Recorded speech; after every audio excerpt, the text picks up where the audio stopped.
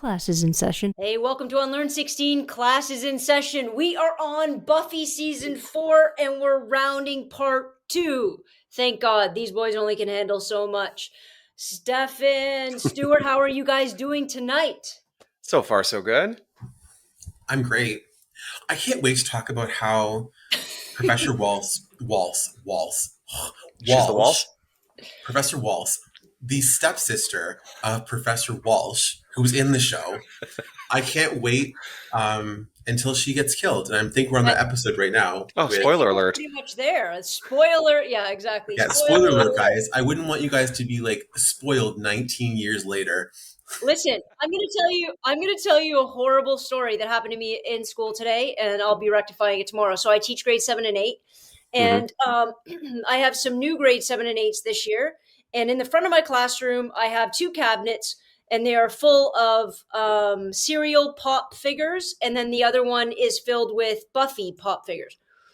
Anyways, one of the students at the end of class puts up a hand, Joanna, can I ask, why do you have the cereal people? And I kind of go off on a tangent. I said, I liked my childhood. It was fantastic. It was blah, blah, blah. And I needed to restrict what kind of pops I was going to buy, because otherwise it could go into the abyss. And he's like, yeah, but what about those ones? I'm like, well, those are Buffy. If something comes out with Buffy, I buy it. It doesn't matter. It could be a sticker. It could be a car. They come out with a Buffy car. I'm in. All in. And this kid goes, what's Buffy? What's Buffy? First of all, little kid, it's time to go back to school. Dead in his face. I said, get out right now. And I said, go on Disney Plus tonight, and you're going to start watching season 1. Whatever other homework you have is a distant second to starting this show. I'll write you a note. Like, Buffy. You should have walked up to him and been like, welcome back to Unlearn 16 class in session. And then just started linking through like the student portal, like how to watch the episodes. I would have just been like, the new kids got a hold of my TikTok now. So he heard them kind of talking, and somebody said something about TikTok, and they're like, well, on Joanna's. And then another kid, the new kid goes, she has a TikTok? And then one of my old kid goes, oh my God, she has 1.5 million. And was just offended. And then this kid's like, you guys are lying. Stop. I mean, I personally would have walked up to that kid with scissors and been like, death is my gift. He's like, death is my gift. He doesn't buy it. He's either going to watch all my TikToks tonight or season 1 of Buffy. I'm not too sure which. Well, season 1 of Buffy would probably have him out earlier, because you have a lot of TikToks and they're all good. But also for someone who hasn't watched Buffy, I feel like a lot of your TikToks are going to be lost on him because you make a lot of really good references. Solid and like Buffy they're references. only funny to people who have culture in class. I've watched Buffy all the way through. So like to that kid, thank you so much for coming here today. 90% of my TikToks, Anna says, that one's too long. That was too long. Can we cut it? Nah. Can we cut it right there? I'm like, hon, what do you mean? It's the end of the story. That was too long. Okay. I love how Anna behind you is like, edit? Could we edit? You're like, why do you want to edit me? I love the idea of like, I just want you to get rid of the punchline. Yeah, that's it. Like, could you just get rid of the context? It's too much. How long did this one go? I'm like, oh my God. She was terrified the minute we got like 5 and 10-minute TikToks. I was going to roll right into that. And I probably would have if the first 10-minute TikTok I put up didn't get like 4 views. I'm like, oh, maybe it's not the right form. But also, too, the other thing that kind of stands in the way of the 5-minute to 10-minute TikTok is you have to upload them from your phone, which means that TikTok recognizes it comes from a different app. And they're like, no, if you're not going to do it in this app, then you're not going to do it at all. Well, yeah, but they're asking us to, which I is know. They ask you for it because they want you to try. They want you to do it. And they want to be like, they're like, try me. You want 10 minutes? Take all the minutes you need. Take all of those 10 minutes.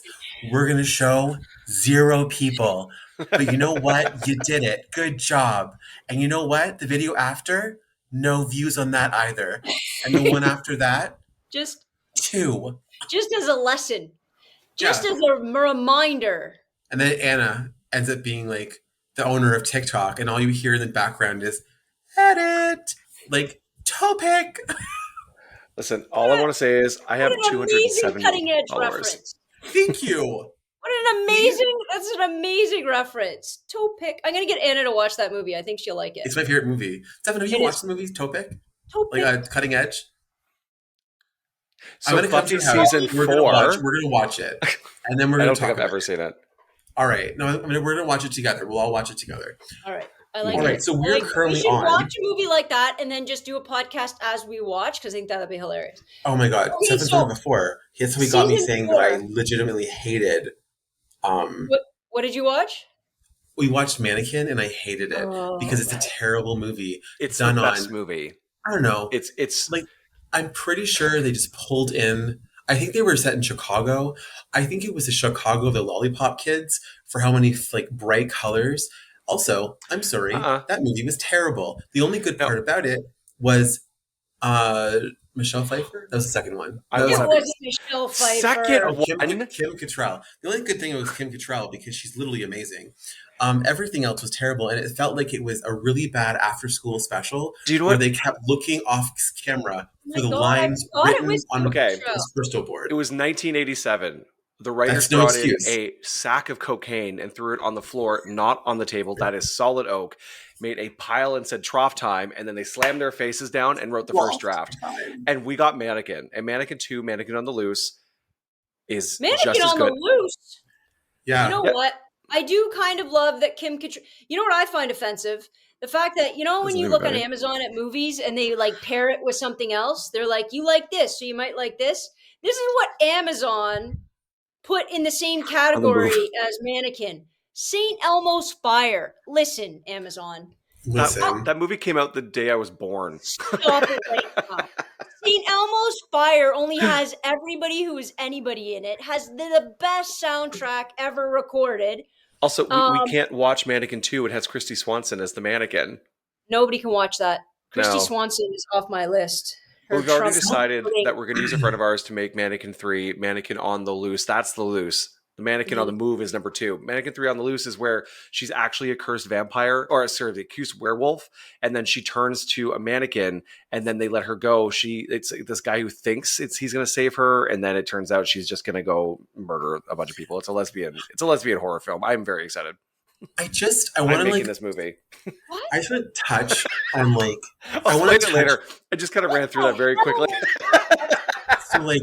So St. Elmo's Fire, I watched when I was a kid, and I love that movie, but I love it for the sheer fact that I was well, as a mid-20 something, when you were depressed and you fall behind your credit card payments and you lose your job, you just sit in the middle of an open room in a loft that would cost you millions of dollars hoping to freeze to death. Yep. And you look like Demi Moore. That's what I thought. I was well, suicide looks so glamorous because you just sit waiting for the elements in your loft, your beautiful loft with your giant open windows to freeze you to death. Like anything else, I loved it. And I also love how she was her friends came and coaxed her out of her depression by simply being Rob you're Lowe worth stuck it. in. Remember, he climbed in there. He climbed in and wrapped her in a blanket. You know what? I also want to look into everyday conversation. You remember how Rob Lowe kept saying, "I think we got to get out of hand," or well, he kept saying it. I can't. I love it, but I can't figure out how to use it in everyday vernacular. I'm trying to figure it out, but I think we should bring it back. I just I love that it had a lot of the Brat Pack in it, and I also love the fact that it had all of the Brat Pack. Everybody in it. It had some of the Brat Pack. It only had Emilio Estevez, Ali Sheedy, and Judd Nelson. It wasn't all of them. Rob Lowe doesn't count? No, Rob was he a Brat Pack or was he a later Brat Pack? Because Molly Ringwald was really part of the Brat. I have to look it up. Oh yeah. Because I don't know if the Brat Pack was all of them. The Brat Pack. Here we go. Oh, you guys are right. I think it was. They included Rob Lowe in it later on. Who remembers the? Oh, so the Brat Pack was only given. Lowe, McCarthy, so the Brat Pack was given to the coming of age films in the 80s. Only specified 2 films: The Breakfast Club and St. Elmo's Fire. And the core members are considered to be Emilio Estevez, Anthony Michael Hall, Rob Lowe, Andrew McCarthy, Demi Moore, Judd Nelson, Molly Ringwald, and Ali Sheedy. Well, you guys, you schooled me. I did not know that. I have been referencing the Brat Pack incorrectly my entire life. But let's just remind ourselves that Meshack Taylor played Hollywood Montrose, which was the best character of the 80s, period. Right. What are you talking about? Mannequin. Oh my so going God. back to Anyway. Buffy, we are on the episode. Season 4. We're in season 4, episode 13, the Iron Team, because this is where Professor Walsh dies, and then Riley goes off his meds, and then we get into Faith. Yeah, let's just go right into Faith. Go right into Faith. How do we feel about the fact that I just want to touch on this one thing, because I think it's a strong element, because it kind of goes through other seasons with Riley, is that the military has been drugging him to make him more of like a super soldier. Maggie Walsh has been lying to him. But like, did you guys feel there was enough of a relationship there that like the bond between Riley and Professor Walsh to kind of explain the behavior that he was having and the sense of loss that he lost? Because it kind of treated it like it was Giles, right? Like it was Buffy losing Giles.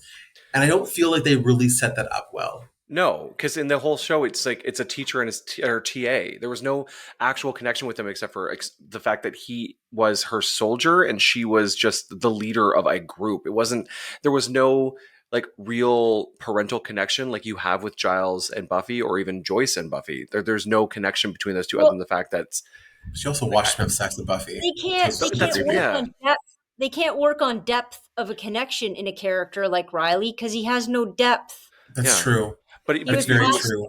I don't think... When you said, though... Sorry. The inference is she brainwashed him. The inference is she's made him dependent. The inference is there's some weird... And, I can't even use the term because the right has totally manipulated it. But there's this weird kind of grooming process and manipulation and probably through meds as well, getting him to think that she's his everything. You got to listen to her. She's going to steer you right. She's, So I think there's more of that than a genuine connection. I can see as an obedient all-American boy, it would make sense just for his personality. But with moments like him or her watching them have sex, that someone who actually cares about him would not engage in that sort of like activity. So I think if anything, the only thing that bothered me about this particular episode is that, again, Joss has this way of just taking out characters without any warning. And we see it multiple times. And it was just all of a sudden she's dead. And that's it. And she's gone. And we just keep going. And you might see her as a zombie later, but that's as far as it goes. And I think that was just odd writing and odd storytelling. Because now we don't actually understand... Like, he did a really poor job explaining either the experiment of Adam or Adam themselves, because we don't know where Adam came from. We don't know anything about the character. He even says it to Buffy. It's like, not a man among us remembers. Not a single person knows who Adam is. No one. That's a really poor writing. Like, not a single person went searching for them. Because they just threw him in. It doesn't make any sense. It was like he was trying to do this thing, the evils of the American military, and he should have just gone all in. The bad guy should have been Walsh. The bad guy should have been Walsh. Buffy, at the end, should have had to have killed an actual human being that was there to do horrible things. It shouldn't have been Adam. There shouldn't have been that sublimation of a character where she gets to kill the monster that the actual monster made. No, you got to kill Frankenstein. He's the problem. Dr. Frankenstein, that's the problem. But I guess Joss didn't want to go all in because that should have been the conversation. Okay, but what episode do we actually get introduced to Adam? Because I'm rewatching season 4. Introduced at the end of the Iron Team, which is episode 13. Because she says, "Don't worry, one day he'll understand," and then he stabs her in the back and goes, "Mother." Yeah, which is because again, that's the Iron Team. It's really late in the game to bring in your big bad. Like, we had the Master immediately, we had Angel right from the get. We had the Mayor. Normally the big bad, there's a build, there's a development of a character. Yeah. Every big bad, you liked seeing their layers. You saw no layer. It should have just been Maggie Walsh. Yeah. Period. Because then all of a sudden should have been something else. It should have been her. Because there's a connection. Sides. Yeah, that would have been better. Yeah. Because, she knows, you're right, 100%. I absolutely agree with you. The ending should have been she has to decide if she has to kill this human, because they have a connection since day one of college. It would make more sense for her to beat this person and, an army of zombie people that she knows and then, make that choice. And they could have really played up, because initially Buffy in that class was interesting. They could have really played up the psychological damage that a professor could have, put on Buffy, and the manipulating way her. that would have been better. That would have been way better. Yeah, because she's all of a sudden, if we remember back, Allison Hannigan, Willow was really surprised that Buffy was getting such high grades. It would have been interesting if Maggie Walsh knew who Buffy was the whole time and played her. Like, it would have been so interesting. And then she would have to second guess Riley. And if he's even like, that would have been smart, really smart. But that's a 2022 lens, Yeah, no, for sure. So we're at, now we have got Faith. What's our next episode there, Stu? Thank God. Well, the next episode almost is the fact that Riley has this, like, he's unstable. They can't figure out why. And it's because he's no longer taking his medication, which again, I will say that this entire, both of what you're saying is so perfect, because it makes more sense for her to kind of, for Maggie Walsh, I was going to call her the actress name, Lindsay Krause. For Maggie, I think Lindsay Krause is such an amazing actress, like character actress. Yeah, you could have given her an excellent job. Underused in this series. 100%. But like, she was using Alias later on, and she was absolutely great. But again, she was a little bit more underused. But I feel like there was a real good opportunity, like you guys said, to make her the villain, and it be more of a Frankenstein and his monster, rather than the because I also think it would have been interesting if you actually had Buffy not kill her, but for, like in Frankenstein, like Maggie Walsh dies, regretting building the monster at all. Yeah. Realizing that she looking at the chaos. Yeah. Exactly. The chaos that she controls, because it's a testament to the fact that all intentions start out good until you involve power, and then power poisons the well.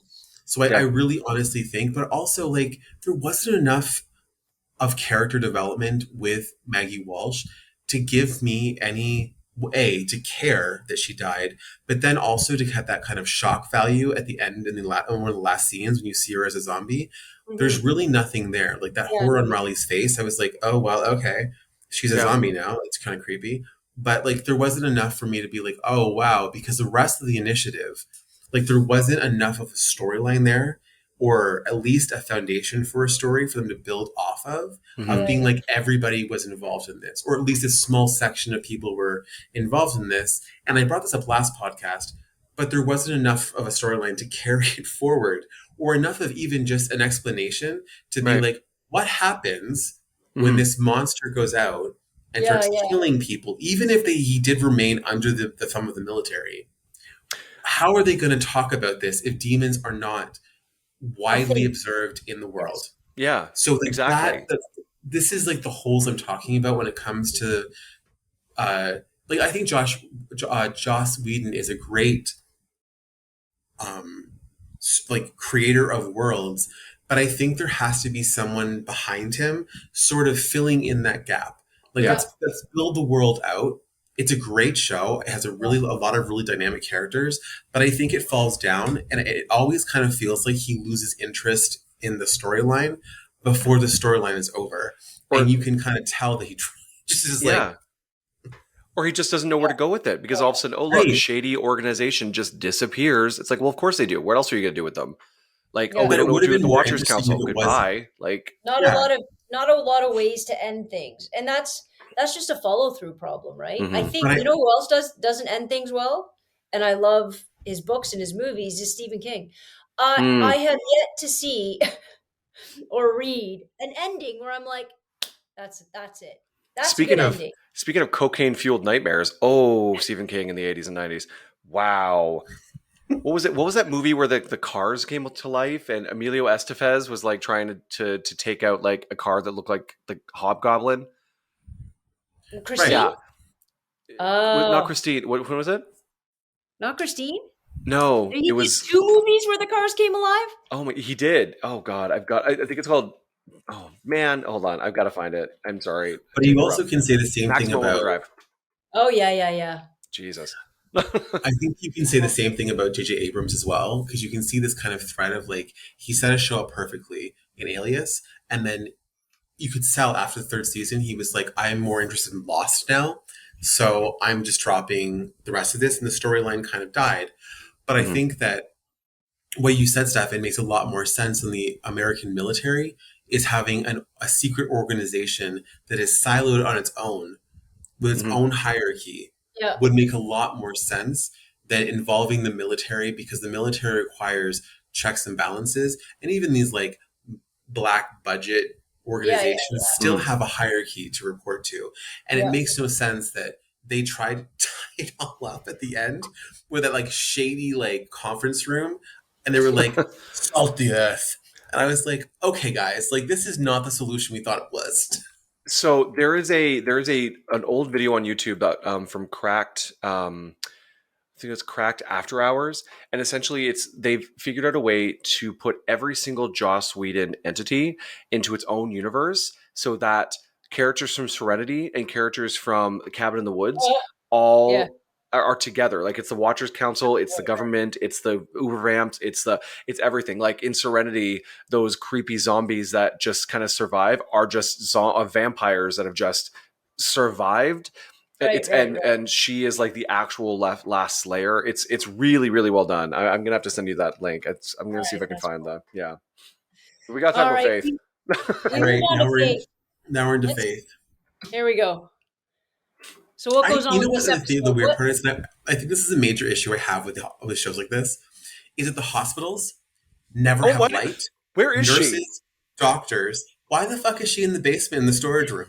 The storage room. Like legitimately, she's in this like basement room with no lights, no nurses, no doctors, hooked up to a monitor. No one is monitoring. And like she walks out and there's fucking boxes and dirty floors. And she like comes up and she's like walking out looking for her clothes. And there's a little card. And I'm like, sir, where is this? Like when Buffy went to the hospital and killed by death, it was the same thing. There was like one nurse monitoring the entire floor and a shady doctor and like a little, is she in that hospital? Like, is that where she is in the basement? They were like, this girl's never going to wake up. Let's move her down to this storage room. We'll store like the old Christmas ornaments with her. Well, no wonder. Like, who is monitoring her heart monitor? No wonder she was so pissed. Persistent coma. And they're like, no, oxygen doesn't need it. Life support doesn't need it. Let's just put her with a nice pink blanket on, this like salmon blanket, and leave her there. Wait, what episode are you talking about? We're talking about this year's girl. Yeah. It literally left her in a basement. Up in her 8th-month coma. Apparently around like... Well, the Iron Team we did is after this year's girl. No, this year's girl is... No, it's before that. It's the Iron Team, then Goodbye Iowa. Goodbye Iowa, this year's girl. Yeah. No, it goes... Oh, I'm going the wrong way. Yeah, you're right. Yeah, but like she 8-month coma. Apparently around month 3, they were like, she's never going to wake up. Remove all life support and put her in the basement. Like, besides the extra like toilet paper and the. But listen, what this leads to, I think, is perhaps one of the best episodes, even though it's in season 4. Yeah. With the two of those actresses being each other when they do the body switch. Oh, yeah. Who are you? One of my favorite scenes of all time is watching Buffy in the mirror pretend to be Buffy. Yeah. As Faith. I'm like, I love Sarah Michelle Gellar, but in that moment, I'm like, I feel like they didn't give her enough places to act in this show because I think she had so much more depth. It was fun. It was really fun. And Alicia Dushku also did such an excellent job playing. Absolutely. Like, Buffy, it was so well done. Yeah. I always felt like Elijah she just has more space. Buffy's much more limited up until this point, especially, right? Mm-hmm. And you don't see that kind of span. And I think that was really the first time when I was watching it. I'm like, Sarah Michelle Gellar, she's fun and she's all those things, but she can act. Like she can really act, not just TV, whatever. And you really saw that depth right there. So that was a really fun episode. Mm-hmm. And same with Who Are You? And Faith gets to sleep with Riley, which I also find funny. Oh yeah, but I'm sorry. Here's the other thing. I want to just focus on that 1 second. Like, I really hate the pervasive nature of the fact because a man used his penis in a way that wasn't just like jackhammering her, that she wakes up and she's like, "Oh my god, I felt love for the first time." Yeah. Sir, what? No, you didn't. You had shit sex. You woke up next to somebody who was like, "I love you. Let's talk." Doing the absolute bare, like the bar is on the Guys, fucking floor. listen, And then I she was like, think what do you you want with her? underestimate what straight men are up in this joint doing to all these straight women. That right there is the bar. That's it. That's all the guys need to do. If they'd oh my only God. listen for 5 seconds. You guys think that's not true to life, but I think it might be. No, but like I agree with you. I think that it is, but like I'm making more of a commentary on the fact that like I agree. But like the fact that she gets up and because he's like, talk to me, you seem weird. And she's literally like clutching herself, being like, what do you want with her? I was like, what he wants with her is fucking mediocre sex, Yeah, an apparently. orgasm, a fart, and a rollover in sleep. Like that's what he wants. And he wants to take his like vitamins and do a couple sit-ups and take her off and party with the boys. That's what he wants. Give himself He a plays high poker five on and Sunday, like... guys. He plays poker on Sunday and he demon hunts on Saturday. And he also does like church on Sunday mornings. Yeah, Sunday mornings there's church after his smoothie. But what's really important, mediocre sex aside, is we have to remember that the good sex also happened in these episodes between Tara and Faith, which was Tara and Willow. Tara and Willow. I had to be quiet because what is that? Oh, with the spell. Yes, with I have to be quiet because we're not there yet, and Kai just got introduced to I Tara. forgot He's like, Kai's there. Yeah. Yes. So we just watched Hush, and he goes, "Huh, she's a lesbian," and I'm like, "Maybe." He's like, "No, she's not." Oh, this is one of my favorite lines because Buffy's who is it? Faith sitting? No, she said that later, and she goes, "Huh, she's not driving stick anymore." Yes, it is Faith. It's exactly that. Which is she's saying not driving beef stick. No, not driving stick anymore. Oh my God. Which is the first time. One of my favorite lines. Which is the first time that they essentially alluded to Willow and Tara actually being involved is Faith, and when Faith sees Spike in the bar in the Bronze, where she's like, because it's wrong, and she says all this like stuff to him that really, I think that was the moment where Spike was like, oh my, like with Buffy. When she says, I would ride you, I have muscles you've never seen, I could pop you like warm champagne. What is this? Yeah. It's like, this is on at 8 o'clock at night. Like, what is going on? Which is a perfect throwback. No, I don't, because it's wrong. And then walks away in her ill-fitting fucking pleather pants. The diaper pants. I just don't understand why the makeup of the costume designer was not like, you know what, Sarah, you've lost a couple of pounds. We're gonna have to take those pants in. Instead, they were like, okay, it's fine. It's gonna slouch. I just love the idea of if you didn't have like the soundtrack going and all the special effects sounds, you just hear her just the legs just going when she's walking away. But it's also a great callback in season 7 when Faith and Spike are sitting together and she's like, we met once before. Yeah, we were downstairs. Yeah, that was so good. I love season 7. I know you hate it, but I love it. Season episode 17, which I believe is Jonathan's Skip. Okay, can we talk Skip. No, I'm going to skip my it. God, I want to talk about one thing, the common themes that I'm continue seeing. I know they really tried to make Jonathan happen. Like, they really, and like, let me tell you. So hard. Fantastic director. Amazing writer. Amazing. Won an Academy Award winner. But like, I could not give less of a shit about Jonathan. I do not care in life or death. That entire episode. When he died, I was like, oh no, thank fucking God. I don't hear him whine anymore. Yeah. Or when he's like, I dabbled. I'm a dabbler. Like, I was like, Willow, rip out his ribcage. Rip out his ribcage. Someone take him out for me. And this episode, I remember watching it and the entire opening credits were changed, which the first time I did that in the entire series. And I was like, oh, as my, how old was I in this? 2000, my 15-year-old self was like, rage. what the fuck is going Rage. on? Yeah. Like, what has happened here? Am I supposed to watch Jonathan for 45 fucking minutes in my upstairs attic in Because the dark? if you think about it, we wait a week for episodes, and we just Right. watched Who Are You, and then Sanctuary and 5x5. Yep. So like we have this whole faith arc going through Buffy and Angel, and then it's like, what happens next? And then we get Jonathan. I was like, what the? I was so pissed off. I remember being so mad. I was like, I can't even deal with this right now. I think I and then at the end of it when he was like, sorry guys, I'm really sorry. I was like, die.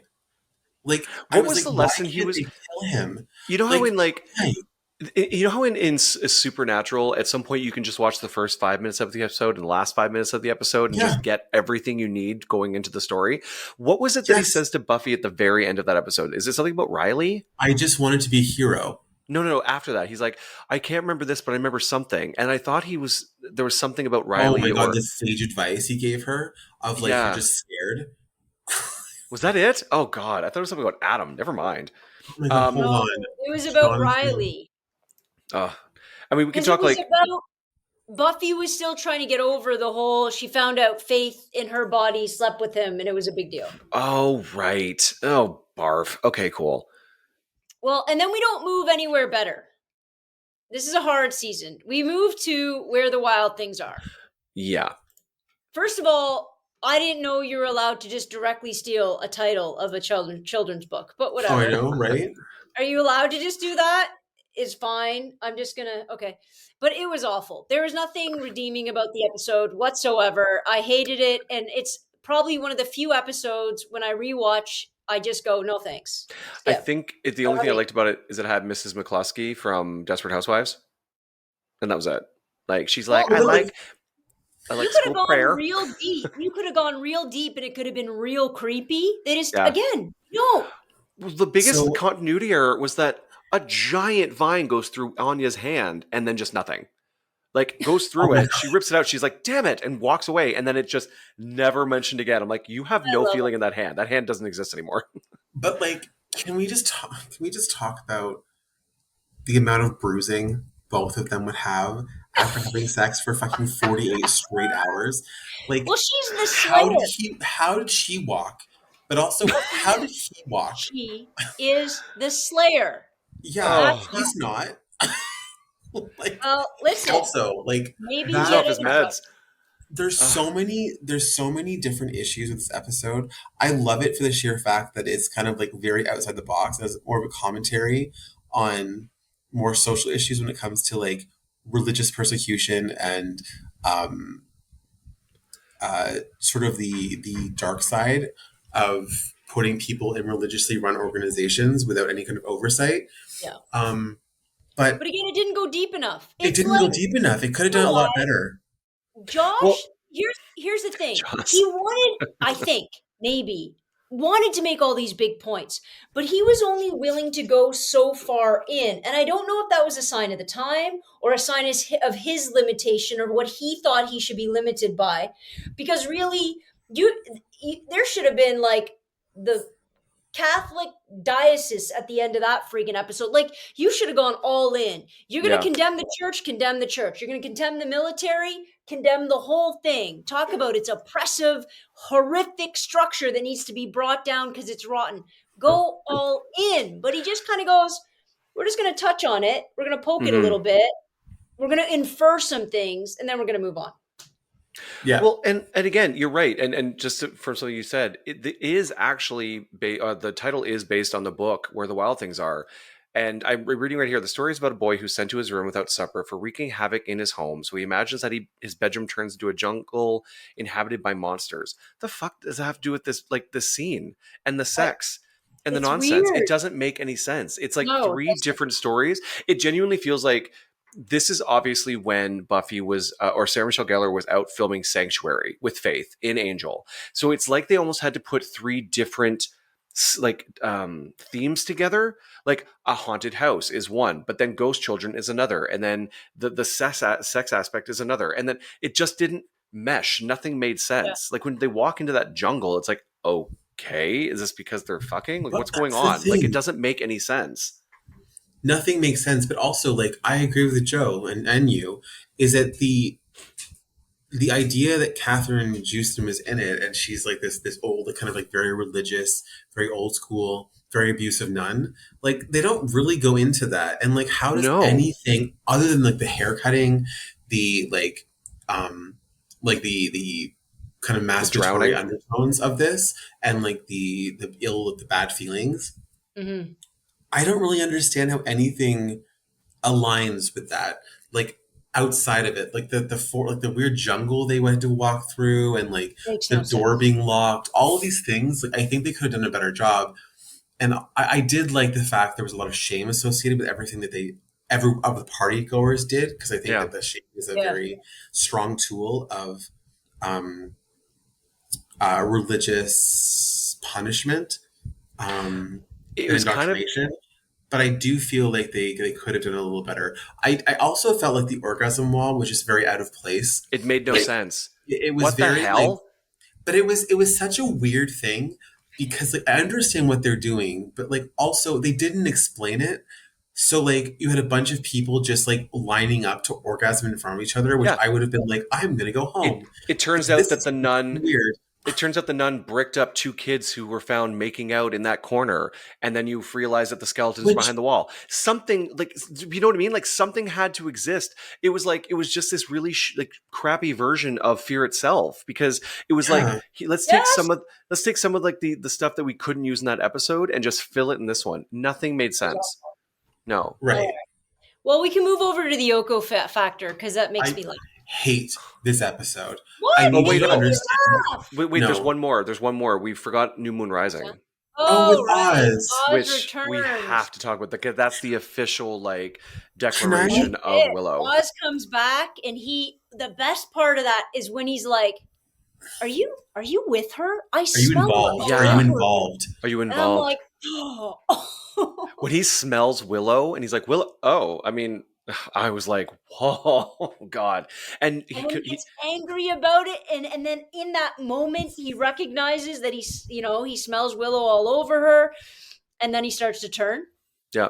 Yes. It's perfect. I really, really, I loved, I think that this is the one episode you really got the sense of loss that Oz feels. Like, he left to better himself for Willow, to keep control, to right the wrongs that he did with Veruca, and for him to come back, and she has moved on, but she's moved on in such a cataclysmic way that even though she loves him and he loves her, you can't get back to that same love. Like, Willow, and she said, I feel like I will always love you. I will always be a part of you. And our story isn't finished yet. But like, it's such a tragic thing for him to come back after doing this work, after being on Tibet, after doing this work, and coming back to kind of present himself anew. And that anger and that kind of rage he feels, that he said is always inside of him. You get that, you finally get that when he looks up and tells Amber Benson to run, like Tara to run. I will say, and I think this is important, I love the fact that they wrote in that Willow is the thing that causes the monster to come out. Yeah. And that the thing that he loves so much is also his biggest trigger, that sense of loss. But like, I think that Seth Green in this episode like really knocked it out of the park. So I good. think that the dynamics between him and Amber Benson and him and Allison Hannigan were great. I think the rest of the people, I really hated the coming out scene. That was like, it was not bad. It was just very of its time, and it brought back a lot of really like icky feelings rewatching it, where I was like, ugh, I've 100% disagree. I have to 100% disagree. I'm so sorry. Wait, when you're talking about the end with Willow and Tara? No, I'm talking with about Buffy. The episode part with Buffy. I didn't say it was bad. I said for me, it brought up icky feelings of like that awkward, like having that awkward conversation. Gotcha. To have the conversation, and then Buffy like did it in a very nice way, where she was like, "I still love you. Like, I'm here for you. I'm not weird." But also like that beginning of the beginning of the conversation, I think all of us have had at some point in our lives, and it goes in very different directions sometimes. Where stop being friends with that person, or they say something like, I'm never going to be interested in you. And I'm like, what? Well, no, but like, I think it was so important because this was a monumental moment, because the only other queer person you had on the WB was the character from Dawson's Creek. Correct? Yeah. Jack. And this was because Willow was such a beloved character, for her to come out and it be a positive with Buffy, and seeing Buffy be like, okay, it's a little weird, but it's not weird because it's Willow and I love you. And of course nothing's different. I think that was really important for that time. And you're 100%, it was of the times. But I also wonder, because we've reviewed many movies in the 90s where bisexuality is just not a thing. It's not real, as they say in camp or some other nonsense. That's just absolute horseshit. But like, what? Biracial. But I wonder if this was filmed today, do you think Willow would have been a lesbian, or could she have just been bisexual? Like, either way, it doesn't matter. But like, I wonder just at the times. I agree with you. I think that if we were to have a 2022 retelling of the show, I think Willow would probably be bisexual or pansexual.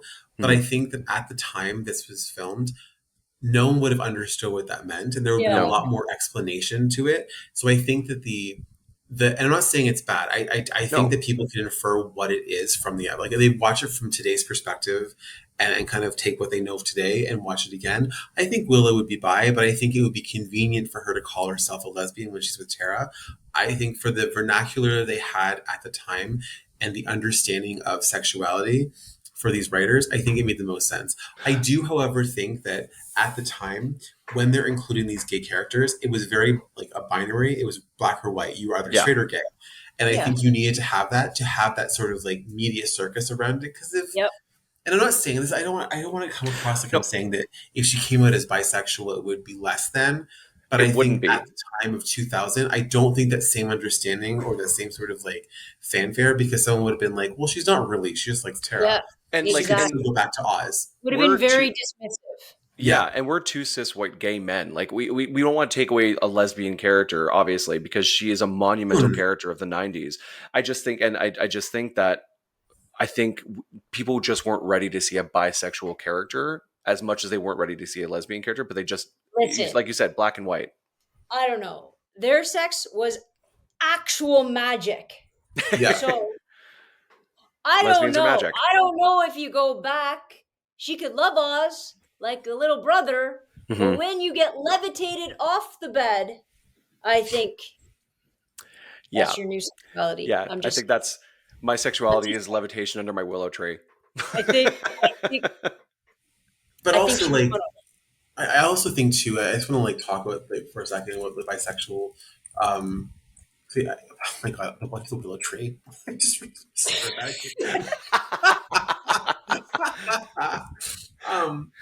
but I do think that you had like seasons like in 1990, like this is 2098. You had Sex and the City introduce the bisexual character for Carrie Bradshaw to date, and she couldn't get over the fact that he was dating men. Like it was the most biphobic thing in the world. And there was a strong push to include bisexual characters on TV, but they weren't women. And if they were women, it was because they hated men and they had gone to women because they were like, oh, they're better, they understand me. But it was never a conversation about sex. It was a conversation about companionship and understanding. And that's how it was framed. And then for men, it was literally just, and I think we've all heard this, the stop before Gay Town. And you see Samantha say this in the episode. So I think that, again, like back to my original point, the atmosphere in which we all lived at this point and the environment in which we lived, it would have been contested or debated over the fact that she was literally just heartbroken that Oz left. And therefore she decided to like seek understanding and companionship with a similar character that she kissed sometimes, like straight girls apparently quote unquote did at bars. So I think that would be a lot more damaging. What's that terrible phrase? Like lesbians until graduation? Oh yeah, what is that phrase? Is it lugs or gugs or I don't know, but it's that. It's awful. Yeah, and I think that I think that I think we have a lot more diverse writers and experiences in the room these days to have these more kind of like fleshed out characters. And this does not take away from the impact of the show, or the impact of the writing then. I just think they had I think a narrower field to write within. 100%. Of acceptability. But so I think that episode, and you don't like the Yoko factor. Here's why I like the Yoko factor. Because first of all of those issues that Willow's feeling about still insecurity, about people saying they're fine with it, but they're not really fine with it, that they're talking behind her back. I think that's a very, very real thing. But the reason why I like it is because I like Spike in it. I think Spike has always been the best bad when he's manipulative. When he's just getting in your head, when he's not fighting out full, he's always been better at chirping you a little bit, throwing you off, and then going in for the kill. That's how, when we go back and watch him kill Slayers, it's because he has a mouth on him. It's not because he's the best fighter in the world. It's because he knows what to say to get at you. And I think that's what I like about the Yoko factor. I like his role because I think that is how he's evil. Well, this is his best episode. 100%. Yeah. But like, I'm sorry, guys. Scooby Gang, it's been 3 years with this guy. Really? Now you're going to be like, huh? I just like, I agree with you, Stefan. Like, I understand what you're saying, Joe, and I agree with you as well. I understand like why they did it. I just felt like everybody fell too easy. I think way too easy. But I still say we go back to the insecurity of that time in our lives. I think that's the time that anybody can pull the smallest thread. We've just stepped into some brand new space. They've had nothing but, ups and downs and insecure, like all over the place. And if you just pull at it a little bit in those early 20s, it's like a really shitty sweater. It'll just all unravel. And I think it's anything from Primark. I think it's about the time. I think it's about the time in their life, not necessarily Spike or the Scooby bond and how they feel about him. I think he couldn't have done it the year after. But I think in that time and in that space, when everybody was battling so much, I think it made sense. But don't worry, we go into the worst episode ever. But I feel like also with the Yoko factor too, like I think that even like I agree. I think it would make more sense with the trio, Buffy, Willow, and Xander.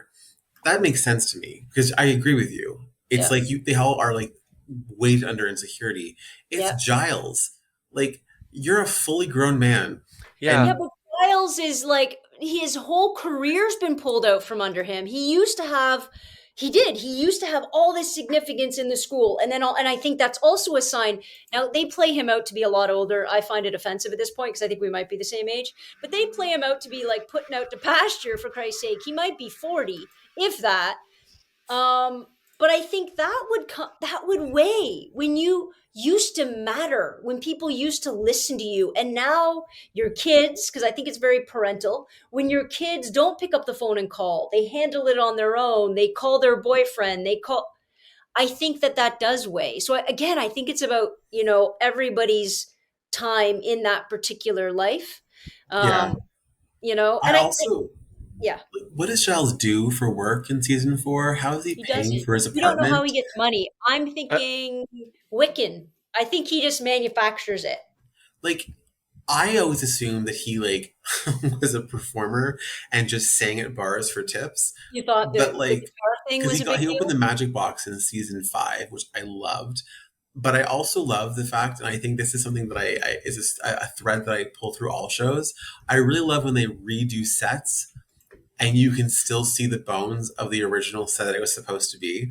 So like the university was the old high school. You had the magic box. It used to be what was the magic box before this? It was something else before.